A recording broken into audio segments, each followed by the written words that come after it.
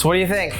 Obviously, I'm doing a kitchen renovation in one of our units. I'm actually doing a little bit more than a kitchen renovation, but similar to the bathroom episode I did a couple weeks ago, I'll link to that above. I wanted to talk about what a kitchen actually costs and all of the things that go into renovating a kitchen. It's gonna be hard to really talk about actual pricing because it varies so greatly depending on what you're doing and how much work you're doing, the scope of work, the type of materials. Things could range dramatically. So I guess I'll go into ranges at the end and talk about what a basic cosmetic renovation on a kitchen would be versus a super high-end, all custom renovation that's changing layouts and plumbing and electrical and HVAC and all of that. So with that being said, let's get into it. If you are enjoying the content, make sure you like, subscribe, smash the bell notification for future updates, and let's jump into how much a kitchen renovation actually costs.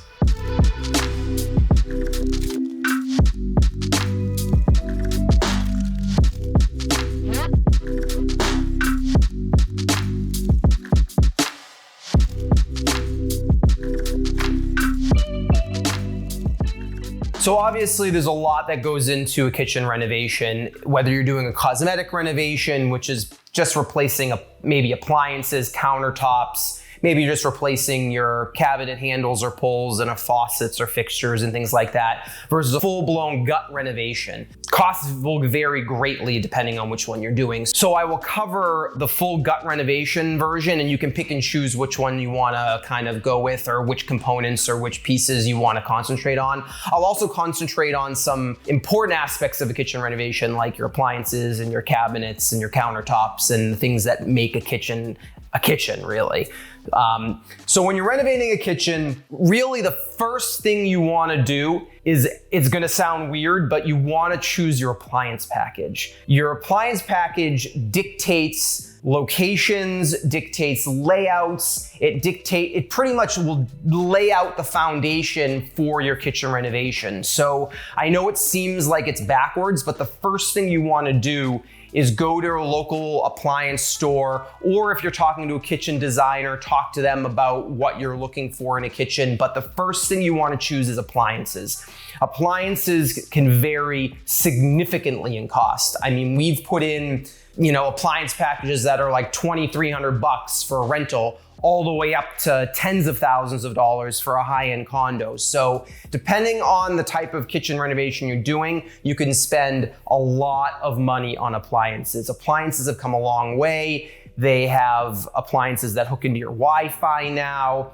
There's integrated coffee maker appliances from Miele. There's a lot of cool appliances out there these days. So I suggest going out there, going to a local appliance supplier, checking out what they have, checking out the different options, checking out the different price points. And once you decide on your appliance package, then what you'll do is you'll bring it to your kitchen designer, who will then start designing your kitchen. They'll usually come out and take measurements. Obviously, if you are opening the space up, removing walls like I did here, they'll take measurements on the entire space and start laying it out. The cool thing about a kitchen designer is that they will help you choose all the accessories. They'll help you choose the cabinet line or manufacturer. They can be a huge resource and a huge value add to your kitchen design outside of your general contractor or subcontractors who are doing the work. So first step, choose your appliances. Second step, go to a kitchen designer. Once you go to a kitchen designer and they design your kitchen, they'll put together something like this,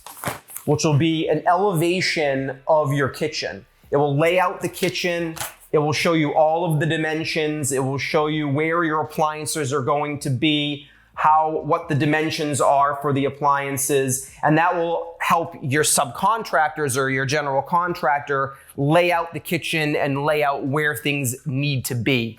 So for instance, in this kitchen here, the sink is going to be centered under the window here. So we got our water lines coming in here, we got our drain here, And we got our outlets both for our garbage disposal as well as our dishwasher, which is going to be to the left of the sink. So making sure you have a really good kitchen plan will definitely help your subcontractors or general contractor lay out the kitchen, understand where things need to be, understand where outlets need to be, understand where your switches for your potential garbage disposal, whether you're doing a switch on the wall or whether you're doing a push button.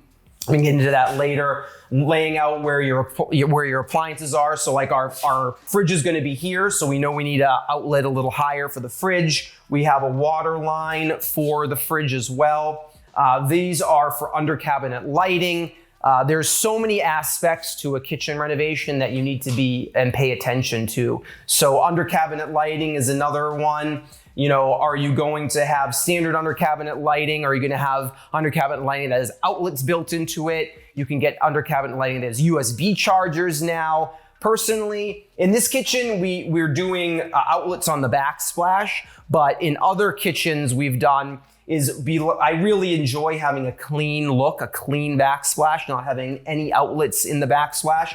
So we've actually integrated the outlets under the cabinets. So you have your lighting and outlets underneath, so your entire backsplash is nice and clean and open. So 2 tips that I just want to stress quickly is blocking, is making sure that you're blocking behind the walls. And I talked about this in the bathroom renovation video, but you're going to be hanging cabinets here and there's going to be a lot of weight on the cabinets. So making sure that you're putting blocking behind the walls for your cabinets to screw in to make sure that you can hold all of the weight from your plates and your cups and all of the other stuff that you're going to be loading the cabinets up with. The other thing I want to talk about is islands. Islands are really cool, but you need to be careful where your electrical is being run, what else is going to be in the island itself. If you have a 9-foot island or larger here in Massachusetts, you need to have outlets on both edges. So just make sure that your general contractor is aware of all of the local state code. Let's talk cabinets. Cabinets can range greatly in cost. You can go from flat pack cabinets like an IKEA cabinet or a cabinet where you assemble on site. Flat pack means it's packed flat. Or you can go semi-custom, which gives you more options, which typically comes like these cabinets where you get the box and you get the drawer and you get the cabinet all comes together and assembled.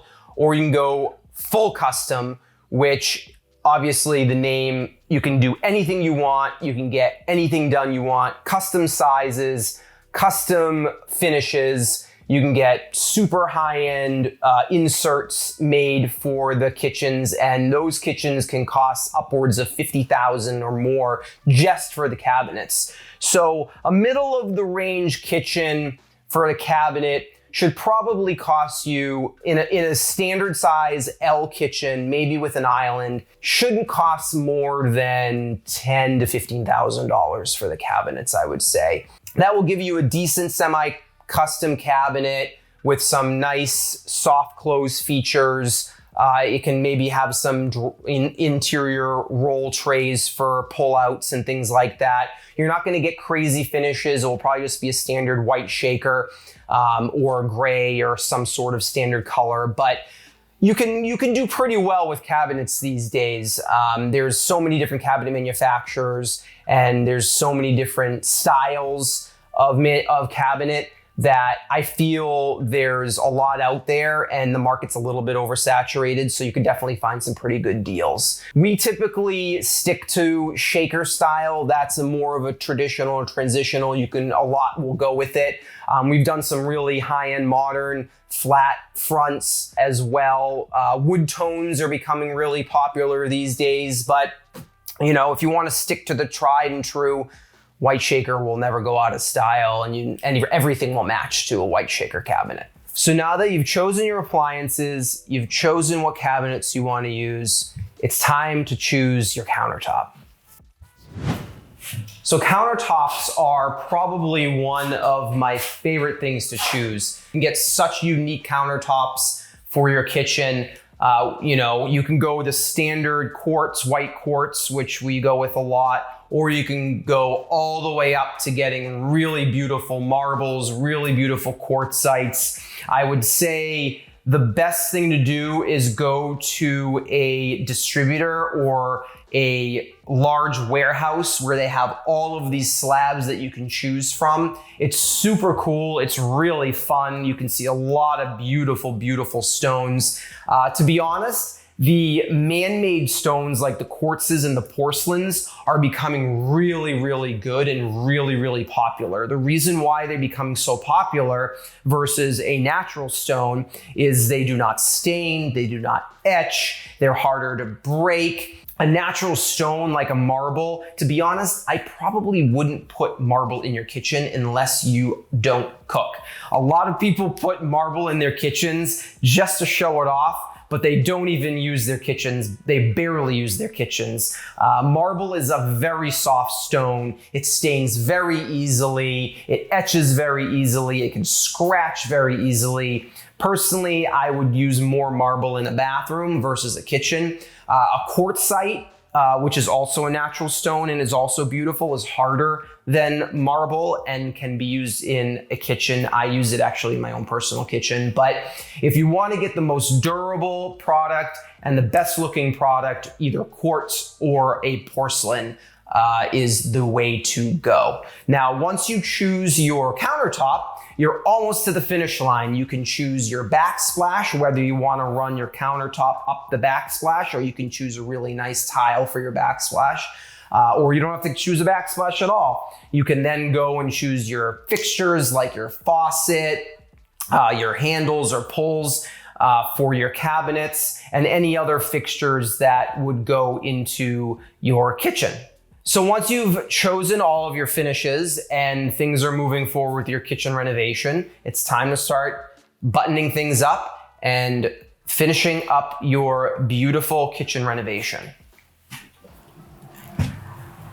All right, at the end of the day, how much does a kitchen renovation cost or kitchen remodel cost?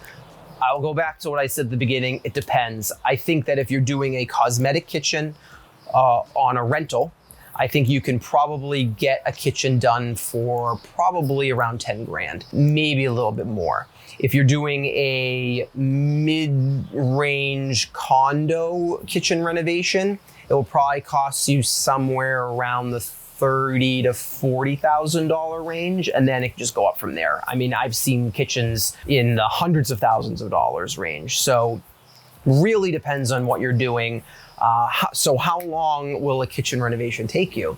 Again, depends on the scope, depends on the town or municipality in terms of inspections, depends on supply chain issues that may or may not happen. I would say, and I would stress, that you want to order your materials early and you want to order them as soon as you choose them. Don't wait, because if you wait, they may no longer be in stock, or they may be back ordered, or they may no longer be available. Especially with cabinets, appliances, there's been so many disruptions with everything going on these days where it's taken us 8 months sometimes to get appliances. So, and then depending on what type of cabinet you choose from, you can get cabinets that are stock that will come in 3 weeks, or you could be choosing cabinets that have to get manufactured overseas and have to come in over on a container ship, and that could take 16 weeks. So it really, really depends. I would say to budget conservatively, I would probably want to give yourself 2 to 3 months on the minimum on a kitchen renovation, and probably 6 to 8 months as a maximum if you're doing a full-blown gut renovation with all custom cabinetry, all custom everything. It could take you that long to do a kitchen renovation. That being said, I know I covered a ton here in a really short amount of time. So if you want me to drill down on any specific topic, like if you want me to talk specifically about cabinets, specifically about countertops, I could do entire episodes on those specific topics. Let me know in the comments and I'm happy to produce that content. I really enjoy talking about this, as you can tell. So really happy to make it for you. I appreciate you following along. Make sure you like, subscribe, hit the bell notification, and we will see you on the next video.